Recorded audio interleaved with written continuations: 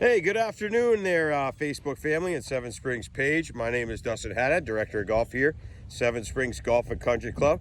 A couple of you may remember about a year and a half, I think it was actually 2 years ago, we did a little hole a day series on our Facebook page where we played a different hole every day, or we played all the holes in succession over on our Executive Plus course. And it seemed to get a lot of positive vibes, positive reviews. A lot of people seem to like that as we kind of showcased our golf course, talked you through the holes, played the holes, gave you a little thought process about what we as pros are thinking when we encounter these holes. And so we're going to do that now on our Champion golf course. So Champion golf course is obviously our pride and joy. It is our regulation style, again, championship golf course here, par 72, 18 holes. And we are here on hole number 1. And the beautiful thing about this golf course, we have 5 different sets of tee markers. So we have all the way at the back tees, which plays about 6,600 yards. And then we have our forward tees, our ladies tees, which are just slightly above 5,000 yards. Actually, right around that 5,000, 4,800, somewhere in that range. So there's a set of tees for everybody. We have senior tees. We have regular white tees for the regular males. We have a set of green tees that are 6,200, and our blue tees, as I said, are about 65. Our white tees are 6,000. I think one of the biggest things you can do as a golfer or recreational player, or any golfer for that matter, is the game is supposed to be fun. Play the set of tees that you're going to have a good time on, right? If you watch pros, they've got a lot of 9 irons and wedges and 8 irons and lob wedges into greens that they can reach. So why shouldn't we, who are not as good as those guys, not have shorter clubs into the holes? The way I see it, our number 1 hole is a pretty straightforward par 4. It's about 375, 380 yards from our men's white tee. If you hit a good drive on that hole, it doesn't have to be a career best drive, but if you hit a good drive on number 1 and you've got to hit more than, some kind of wood or a hybrid into the green, I personally think you're playing too far back. You should think about sliding up a set of tees. On a par 4, if you hit a good drive and you've got to hit a fairway wood or a hybrid, guess what? That gets old after a while. I mean, I've played golf courses myself. I'm not the longest hitter in the world that are 7,000 yards, and I wouldn't want to do that on an everyday basis because it's just not fun. I want to have some scoring clubs in my hand. So with that being said, I am going to turn things over. We're going to have Joe Santullo, our assistant golf professional and lead instructor here at the club. He's going to do some of the playing of these holes. You might catch me on a hole or two, but Joe's going to get us leading off here on hole number 1. So we'll go through some stuff with Joe, and he's going to get us started on 1. All right, folks, we're here again, as I said, on number 1. We've got some clouds rolling in, as we do pretty much every afternoon in the summertime here. So a little breeze in our face. Joe is on number 1. This for the blue tee plays about 390. So Joe, why don't you talk us through this tee shot a little bit? So this tee shot's interesting because it's pretty narrow. You got out of bounds left and right. I like to favor the right side on my tee shot. I like to aim a little left, hit a little bit of a fade. That's going to give me a better angle into the green. There's like one tree that kind of overhangs that left side that can kind of block you out if you hit it down there on the left. So, I mean, it's into the wind today. I'm going to tee it a little lower, try and hit this little, fade out. If it ends in the center, just right side, anywhere right is kind of fine for me. That'll give me, probably inside of 140 yards or so, but we'll see. Perfect. Yeah, as Joe was saying, if you look down the fairway here, there are some trees. It's a tiny, tiny dog leg to the left. So if you end up in the left-hand side, if you can see here, I'll try to zoom in a little bit. If you end up on the left-hand side, you could get blocked by those trees. So like you said, Joe's going to try to start it sort of at the trees, a little left side of the fairway, and try to fade it into the middle. Let's see what our buddy here, Joe's got in store for us.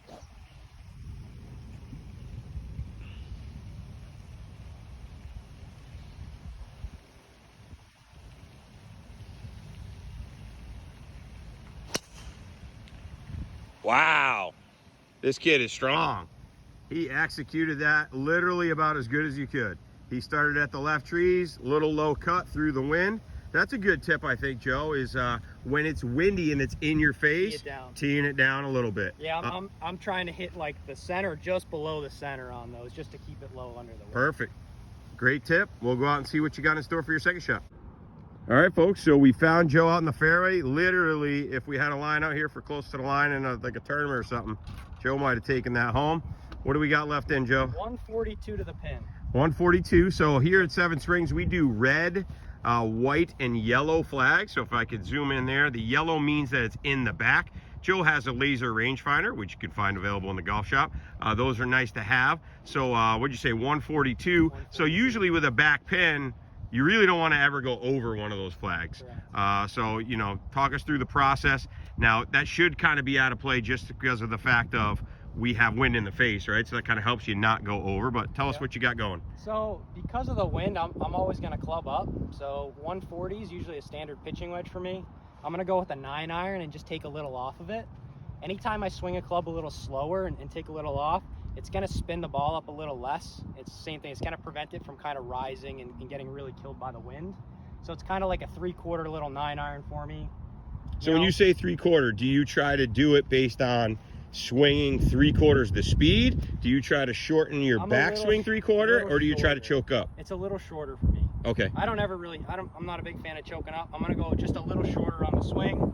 Same tempo, same speed and everything, but so 3/4 backswing. 3/4 backswing. Got it. And then from there, I'm just not trying to hit it very hard. I'm not really swinging at it too hard. All right. This isn't really like, I'm not trying to get too aggressive on the shot. With it being into the wind and I'm not super close, you know, anywhere center of the green's going to be fine. Give me a decent look at it. If not, we can get out of here with the par. Perfect.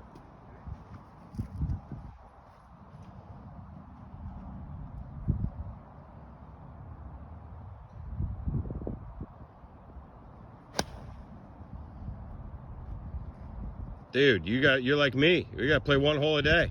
That looks sweet.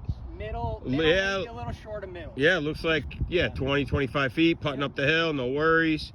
Pretty standard, something you like to do. Make a nice smooth par on number 1. All right, folks, Joe's gonna fix his ball mark. Be sure to fix those ball marks, and he did fix his divot, by the way, out in the fairway with some divot mix. All right, we've got about 25, 30 feet up the hill, a little right to left.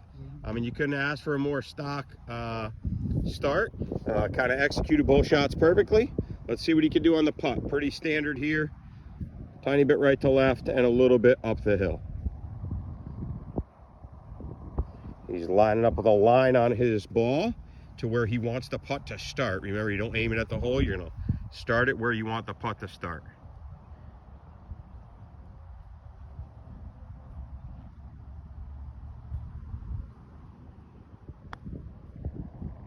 All right, and that thing broke quickly on him, but still he's left himself a little 3-footer, 2-footer. Shouldn't be too much of a problem.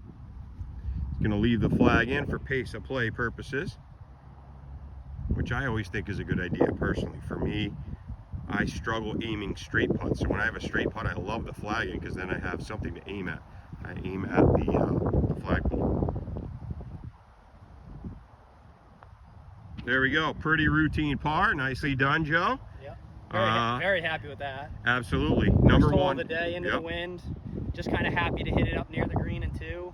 Luckily enough, I hit it in the center and fairly easy 2-putt.